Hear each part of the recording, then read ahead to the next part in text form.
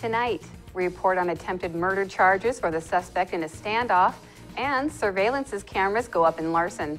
What's happening in sports, Bob? Plenty, Amber. The Mariners and Rockies slug it out at Coors Field, and the Sounders add a midfielder to their roster. Here's a quick peek at our Weather Center forecast. Good to be with you, everybody. Dry and breezy conditions continue, as well as the red flag warning, relief from the heat. I'll bring you all the details in a few moments. I'm Amber Jenks, and we have all this and much more on iFIBER 1 News. From the iFIBER 1 HD studio here in the heart of the Columbia Basin, this is iFIBER 1 News. Your #1 source for local news, sports headlines, and our very own Weather Center forecast covering the entire Columbia Basin. This is iFIBER 1 News, and it starts now.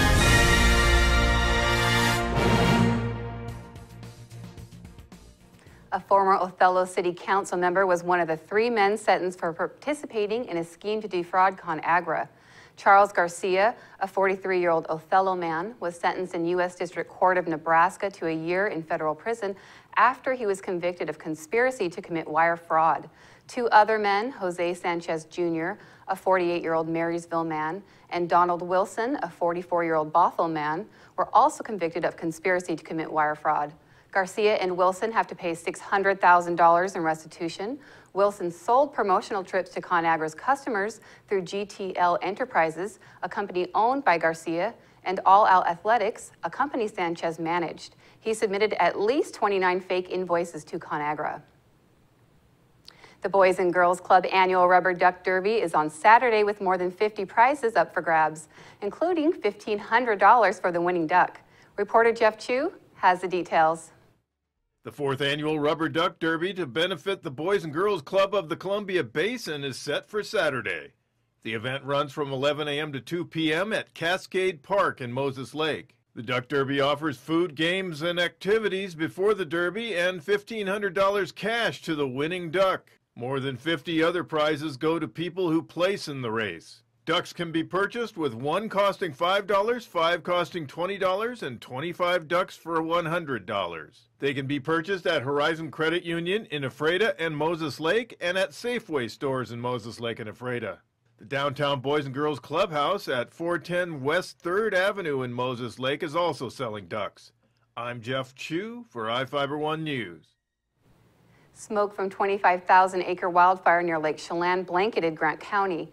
Northerly winds on Friday night and Saturday morning pushed the smoke across central Washington.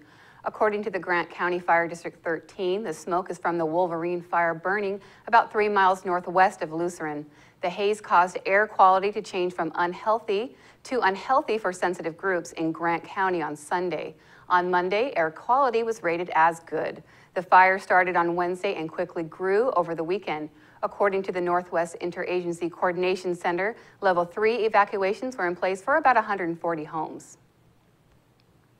A man reportedly shot at his ex-girlfriend and another man before triggering a standoff near Soap Lake Sunday afternoon.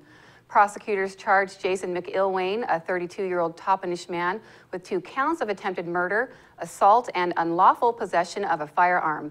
McIlwain reportedly received a ride to his ex-girlfriend's home in Soap Lake to collect some items and got into a fight with her. She left with one of her friends. They were returning to Soap Lake on Road 20 Northeast when they saw McIlwain approaching from the opposite direction. He turned around and caught up with them before allegedly firing 3 shots from a pistol at them. A state fish and wildlife officer stopped the car, and McIlwain ran from it to eventually hide in a group of trees in Lakeview. He was given an e-cigarette and he surrendered. Now we take a look at people being sought by law enforcement. This is Sheriff Tom Jones with the Grant County Sheriff's Office. Each of the people you see here have a warrant for their arrest. If you see any of these people, we ask you do not attempt to detain or apprehend them, but call us at 509-762-1160 or send us an email at crimetips@co.grant.wa.us. If the person is presenting a danger, call 911. With your help, we can bring these people to justice and make our community safer. We'll be back right after this. My name is Kat Sanderson, Managing Broker for Pillar Rock Realty Group. We love the Columbia Basin because it's our home, and we want to give back to our community by kicking off our Pay It Forward campaign. If you buy or list with us, we will donate 1% of our total proceeds to a local charity of your choice and in your name. Call us today at 754-4444 or visit pillarrockrealty.com because we are your local real estate experts. Now for your iFIBER 1 News Weather Center forecast.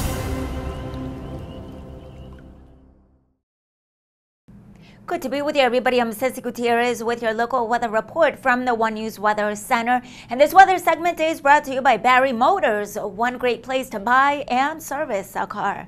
Here's a quick look at your headlines across the area. We continue with the red flag warning in effect, and it will be in effect until this Wednesday around 9 p.m. Clear and pleasant conditions overnight tonight. Cooler temperatures and these breezy winds with low humidity. Perfect ingredients to keep this high risk of fires to continue to spread or to develop new ones across the area.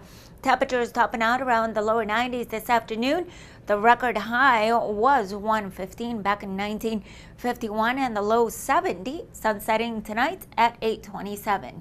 And the conditions or the temperatures across Moses Lake, temperatures maxed out around 93, the low 65, and the sunset 8:26 this evening. Here's a quick look at the conditions right outside your door. Some cloud cover, temperatures around 90 with that wind out of the west at around 14 miles per hour. And let's take a quick look at the activity across the area. Overall dry conditions with mostly clear skies. We noticed some scattered showers to our north across the border into Canada. Inland northwest seeing more of a rain situation, but across much of the Idaho Panhandle, clear skies, dry conditions, some cloud cover along the southern portion of that state, and some scattered showers. Little to none across southern portions of Oregon and making their way, pushing into central parts of Idaho. Here's a quick look at what we can expect for this Wednesday. Well, even into Thursday, dry conditions expected to continue across the immediate area. Here's a quick look as we head into this Wednesday afternoon. Most unsettled scenario panning out along the northwest, but across inland northwest, we'll continue to see these dry conditions with mostly sunny skies. Our temperatures, however, will be slightly cooler than average, around the mid-80s in the Tri-Cities area. Monterey, lower 80s, Spokane, similar temperature. And zooming in and taking a closer look across the basin, we're expecting similar conditions with dry air mass with mostly sunny skies and temperatures across the board in the mid to lower 80s. Let's take a quick look and finish off with your extended forecast. Mostly sunny skies through this Friday. Now notice these temperatures heading back to more seasonable by Thursday, Friday, heading back into and around the 90-degree mark for the weekend. We're looking at temperatures a bit variable. Good to be with you, everybody. Segment brought to you by Barry Motors, one great place to buy and service a car. Be right back with sports. To save some energy, I've used Einstein's mass energy equivalents to design the haptic suits you see in front of you. They will maintain our core body temperature while we completely turn off our heat and air conditioning. With the money we save on our Grant PUD bill, I'll be expecting that trip to Disneyland this year. You don't need to be a super genius to save energy and money. Visit grantpud.org to learn how.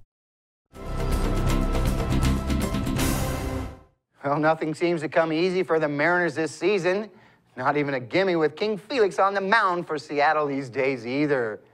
But on a hot, sunny evening at Coors Field, it is easy, however, for the ball to fly out of the park. This held true in the first inning with the M's putting a 4 spot on the board. Seattle continued to rake in the second inning with back-to-back home runs by Kyle Seager and Nelson Cruz. It was Nelson's 4th homer in as many days and his 30th of the season. Brad Miller launched an opposite field homer to left in the 3rd inning, giving the M's a 7-1 lead. Up 8-4 heading into the bottom of the 9th, it was time for the Seattle bullpen to make things interesting. After 8 batters, 4 hits, and 3 runs, the Mariners were able to squeak out an 8-7 victory. Felix picked up the win for Seattle, his 13th of the season. The M's are back in action tonight with Vidal Nuno making his first Mariner start. Well, he's being hailed as the David Beckham of Austria. Attacking midfielder Andres Ivanich from Spain's Levante has signed with the Seattle Sounders. The announcement was made this morning.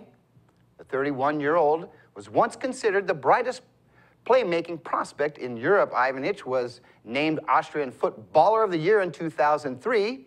He's had stints in Vienna, Greece, and Germany, and has been with Levante the past 2 seasons.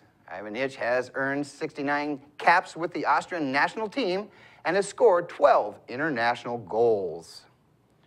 Well, the preseason media poll has USC as the favorite to take the Pac-12 conference football title. The Trojans received 21 championship votes. USC collected 254 points for the top spot in the South Division with 32 out of 45 first-place ballots. Arizona State tallied 3 votes for the Pac-12 crown and has amassed 200 points for second in the division. Defending champion Oregon holds the second most championship votes at 17. The Ducks picked up 262 points to lead the North Division. Stanford was picked to finish second, collecting 231 points with 8 first-place votes. The UW Huskies, with 129 votes, were penciled in as a 4th-place finisher. The Cougars come in at number 5 in the division. The Apple Sox open a 3-game homestand with the Walla Walla Sweets tonight. Hunter Wells is scheduled to take the mound for Wenatchee. First pitch is 7:05. We'll be back after this short break. You don't have to drive to Seattle for exceptional cancer care. Confluence Health's cancer program delivers world-class care close to home. We have a highly experienced oncology team in a state-of-the-art facility, and we're a member of the Seattle Cancer Care Alliance, which gives our patients access to world-renowned therapies developed at Fred Hutchinson, the University of Washington Medicine, and Seattle Children's. Together with the SCCA, we're delivering world-class cancer care close to home.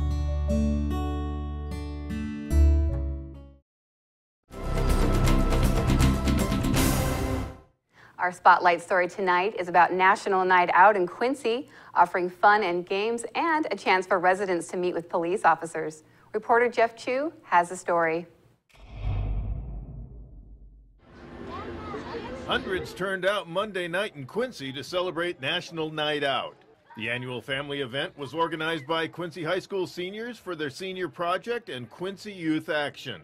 Set at the Ryman Simmons House Park grounds, it was where you could see the fire-breathing Elbow the Clown. Grant County Public Utility District linemen demonstrated the dangers of high-voltage electricity by frying a hot dog and torching a kite.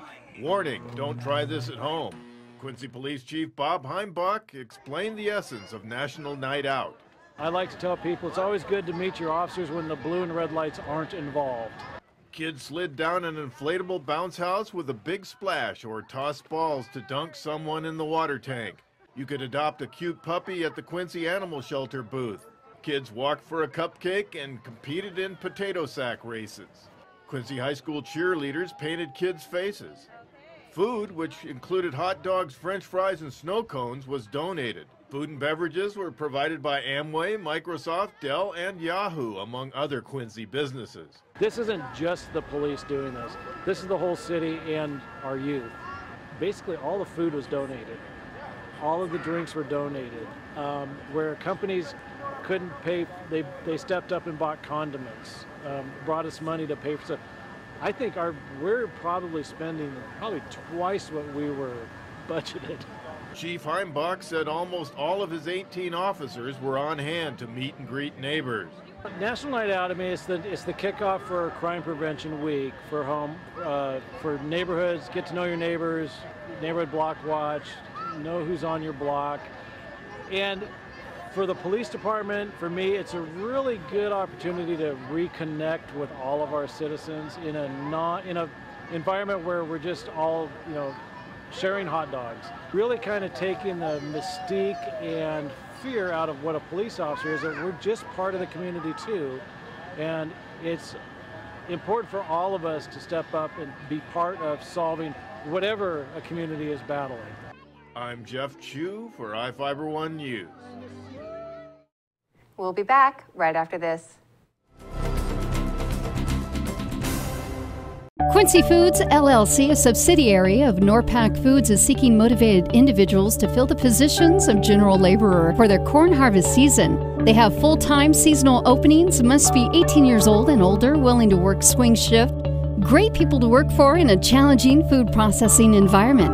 Apply at 222 Columbia Way in Quincy between 8 and 5 p.m. Monday through Friday, or online through WorkSource. Quincy Foods is an equal opportunity employer.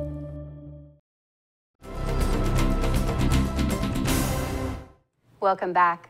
Surveillance cameras installed in the Larson community are proving effective for the Grant County Sheriff's Office. According to Sheriff Tom Jones, 12 cameras were recently installed throughout the community, many overlooking the roads entering the housing area. Jones said he's heard concerns of privacy from residents, but said the cameras are focused specifically on roadways. Supervisors are provided mobile devices to view the live video feed, as well as search through recordings dating back at least 6 months. Sergeant Mike Crowder said the first night he used his mobile device with the cameras, it helped lead to several arrests. They recovered a stolen vehicle and 5 stolen guns from a burglary. A man allegedly threw dead mice at restaurant customers Saturday afternoon in Moses Lake. Police responded to the restaurant on North Stratford Road after people reported Robert Ricewig, a 36-year-old Idaho man, began chasing customers at Subway with dead mice. According to Moses Lake Police, the man reportedly threw the mice at several people and started blocking vehicles from leaving. He allegedly threw a bottle at one of the vehicles. Ricewig was booked into Grant County Jail for disorderly conduct. In Northwest News, more than 13,000 people have been evacuated as the nation's largest wildfire continues to spread. CNN's Andrew Spender has the details. Of the 21 wildfires burning in California, the Rocky Fire is the biggest one. It's torched 60,000 acres across 3 counties in Northern California, and the fast-moving fire has been difficult for firefighters to control. After this family attended a community meeting with CAL FIRE, they decided it was time to evacuate. We got out of the meeting, and it looked like a bomb had went off over here. They want to get their loved ones to safety, then hope for the best. Hopefully that the fire doesn't come this far and burn our stuff down, so we'll come back to at least something, our house still here and all our belongings. Others, like Rick Sanders, have decided to stick it out for as long as they can. I'm going to stay and keep things raked and keep things hosed until it gets too smoky to be here. And once it's too smoky, I'll get out. But the seriousness of the situation isn't lost on him. Every few years there's one that, that's scary. This has been like the scariest one. Firefighters are trying to use roads to separate the flames from unburned vegetation and trying to cut fire lines of their own. In some areas, they're setting their own fires, clearing the dry brush to stop the enormous wildfire from spreading in that direction. I'm Andrew Spencer, reporting. Mysterious artwork is popping up in one state capital. The artist doesn't want to show his face or identify himself, but he says the art sends a positive message. CNN's Marin Austin has a story. Stroll through Midtown and you might come across this sign. It says, "You are great." And it's not a city street sign. It's an unsigned piece of art from a mysterious artist. Sprinkled across Midtown, you might see "Never give up," "Stay true," and "Stop texting." They are locked, chained, and even tiled onto trash cans. The purpose of the artwork is to project positivity, get people's mind off of all the negative stuff that's going on. We got a hold of the Sacramento mystery artist who goes by J.M. Knudsen. He started a clothing line called American Gypsy, but he doesn't want to show his face on camera because his artwork is not sanctioned by the city. The most important thing is just to create. I mean, it's not like, to me, I don't really believe in a boundary. He's lost count of the unsanctioned pieces he has up in Midtown. Some of them have been up for months, but he points out most of them haven't been removed. Why? I think it's great as long as the messages are positive. Because people aren't complaining. Owner of Crepeville at 17th and L was happy to see the trash bin outside of his restaurant decorated with artwork. You didn't take any steps to remove it? No, and I wouldn't actually, because I honestly think it's great. Why would I? We brought photos of the mystery art to the Sacramento Public Arts Commission. Shelley Willis says she's open to chatting with any artist because public art in the community is about more than art. It's important for artists to contact us because we can ensure that the work is installed so that it isn't dangerous, that somebody won't trip over it. That's going to do it for us here at iFiber One News. We want to thank you for watching, and we'll see you again tomorrow.